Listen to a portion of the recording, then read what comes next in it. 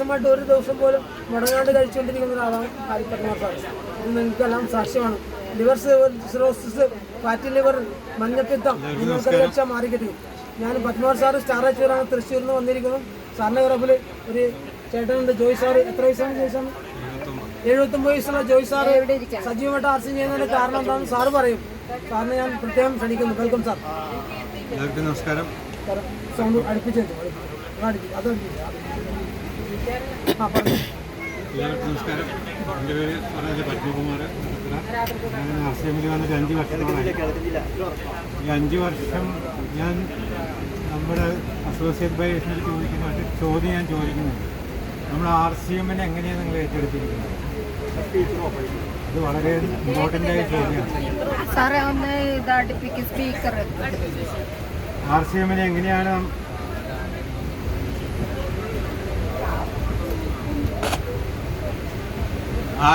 എങ്ങനെയാണ് നമ്മൾ ഏറ്റെടുത്തിരിക്കുന്നത്?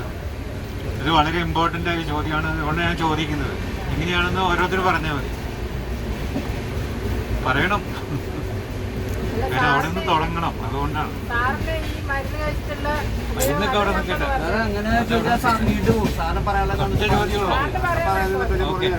അപ്പോൾ ഞാൻ എൻ്റെ അനുഭവം എന്ന് പറഞ്ഞാൽ ഞാൻ RCM RCM ഒരു കൺസെപ്റ്റാണ്. ആ കൺസെപ്റ്റിൻ്റെ പേരിലാണ് ഞാൻ RCMൽ വന്നതും. അല്ലാതെ ഞാൻ മറ്റേ ക്വാളിറ്റി കാര്യങ്ങളൊക്കെ ഉണ്ട്. RCMൽ 2008 തൊട്ട് എൻ്റെ വൈഫ് പ്രോഡക്റ്റ് ഉപയോഗിക്കുന്നുണ്ട്. പക്ഷെ എന്താണെന്നൊന്നും അറിയില്ല. പക്ഷെ RCM എന്ന പ്രസ്ഥാനം എന്താണെന്ന്, ആ കൺസെപ്റ്റ് എന്താണെന്നുള്ളത് ഞാൻ ഇതിൽ ഇൻവോൾവ് ആയപ്പോഴാണ് എനിക്ക് അത്ര വ്യക്തമായിട്ടില്ല. പക്ഷെ RCM ഒരു കൺസെപ്റ്റാണെന്ന് മനസ്സിലായി. അതായത് നമ്മുടെ ലൈഫ് ചേഞ്ചിങ്, അതിന് വേണ്ടതായ പ്രൊഡക്റ്റുകളാണ്, ആ ടൂൾസാണ് നമ്മുടെ ഈ പ്രൊഡക്റ്റുകൾ. ആ ടൂൾസുകളെ കുറിച്ച് ആ വന്ന സമയത്തൊക്കെ സെയിൽസ്, ഇപ്പോൾ എല്ലാവരും പോലെ തന്നെ സെയിൽസും ഞാൻ മാർക്കറ്റിംഗ് ഫീൽഡിൽ വർക്ക് ചെയ്യുന്ന ഒരാളായിരുന്നു. അതുപോലെ തന്നെ സെയിൽസ് ഉണ്ടായിരുന്നു, കാര്യങ്ങളൊക്കെ ചെയ്തിരുന്നു. പക്ഷേ ആ ഒരു സമയത്ത് കൊറോണ വന്ന സമയത്തായിരുന്നു എനിക്കറിയാതെ പെട്ടെന്ന് ബ്ലഡ് വോമിറ്റ് ചെയ്തു, ഷുഗർ ഭയങ്കര ഹൈയിലായി, ICUലായിരുന്നു.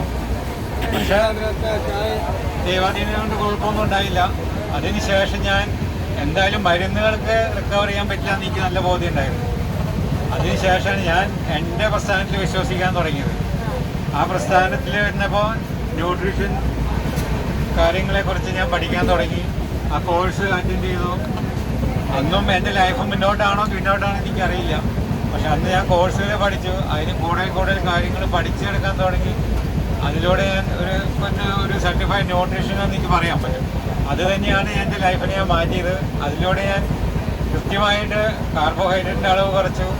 അങ്ങനെ നമ്മുടേതായ ഭക്ഷണശീലങ്ങൾ മാറ്റി, എക്സസൈസ് മറ്റുള്ള കാര്യങ്ങളൊക്കെ ചെയ്തു.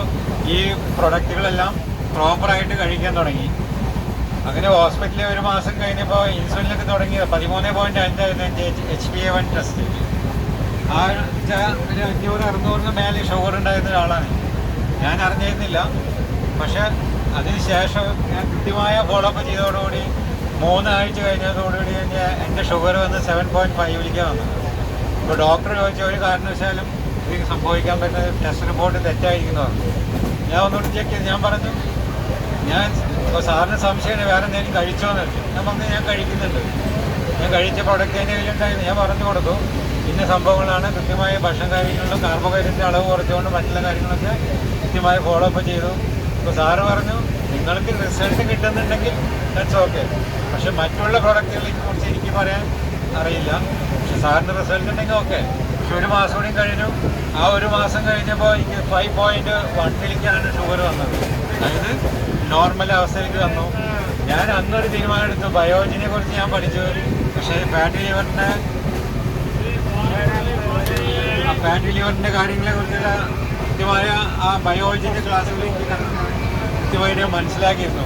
പക്ഷെ അത് എൻ്റെ ശരീരത്തിൽ ഉണ്ടായിരിക്കുന്ന മാറ്റങ്ങൾ എനിക്ക് കൃത്യമായിട്ട് അറിയാമായിരുന്നു. അത് തന്നെയാണ് ഞാൻ 4 വർഷമായിട്ടും ബയോളജി ഉപേക്ഷിക്കാൻ തയ്യാറല്ല.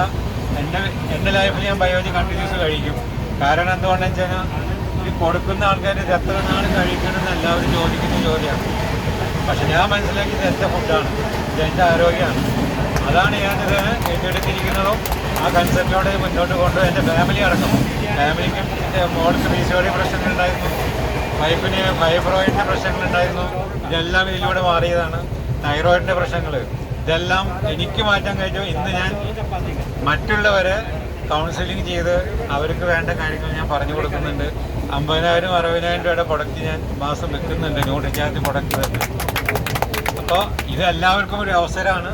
നമുക്ക് കൃത്യമായിട്ട് ഫോളോ അപ്പ് ചെയ്യുക. ലീഡേഴ്സ് പറയുന്നതും NCC കോഴ്സ് ചെയ്യുക.